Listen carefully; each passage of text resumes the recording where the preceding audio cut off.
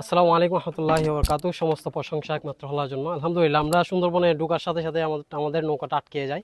আটকে যাওয়ার ফলে এটা আসলে বড় একটা কেওড়া গাছ আপনারা দেখতে পাচ্ছেন। এটা আসলে কেওড়া গাছের মধ্যে আমাদের নৌকাটা আটকাই গেছে। আটকে যাওয়ার কারণে আমরাও কিছুক্ষণ ধরে এখানে আলহামদুলিল্লাহ অবস্থান করতেছি। আমাদের নৌকা ভিতরে ঢুকে গেছে অলরেডি মধু সংগ্রহ করার জন্য। আপনাদের যদি আমি কেওড়া গাছটা দেখাই তাহলে এই যে কেওড়া ফল অলরেডি, আপনার কেওড়া ফুল থেকে ফল অলরেডি হয়ে গেছে।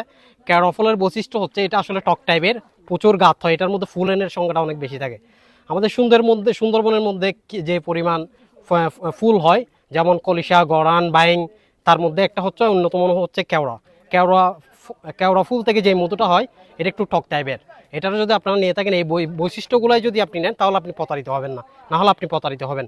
সুন্দরবনের মধুর বৈশিষ্ট্য জেনেই আপনাকে ক্রয় করতে হবে যেখান থেকে নেন। আলহামদুলিল্লাহ, আপনারা দেখতে যে বিশাল সুন্দরবন।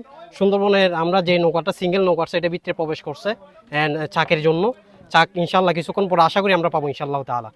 আর যেটা বিষয় হচ্ছে, আর আপনারা যে একক কলিশা কোনো একক কলিশা কোনো মধু হয় না, কারণ কলিশার সাথে সাথে গরান বাইং এগুলো আস্তে আস্তে ফুটতে থাকার কারণে একক কলিশা হয় না, এটা মিশ্র কলিশা হয়। জঙ্গলের মধ্যে ঢোকার চেষ্টা করতেছি, এটা কিন্তু গভীর জঙ্গল।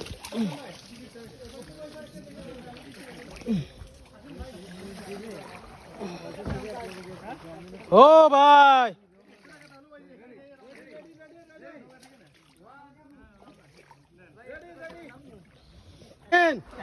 হ্যাঁ মারেন মারেন, সাবধানে মারেন। আচ্ছা ঠিক আছে ঠিক আছে।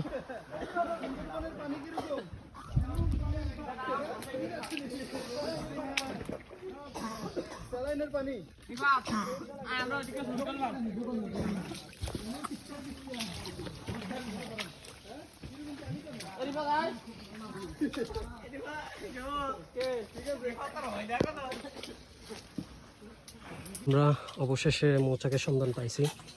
আল্লাহ দেখতে পাচ্ছেন, এটা আলহামদুলিল্লাহ মোটামুটি সুন্দর মৌচাক। এটা আমরা আলহামদুলিল্লাহ কিছুক্ষণের মধ্যে মলের মাধ্যমে কাটবো।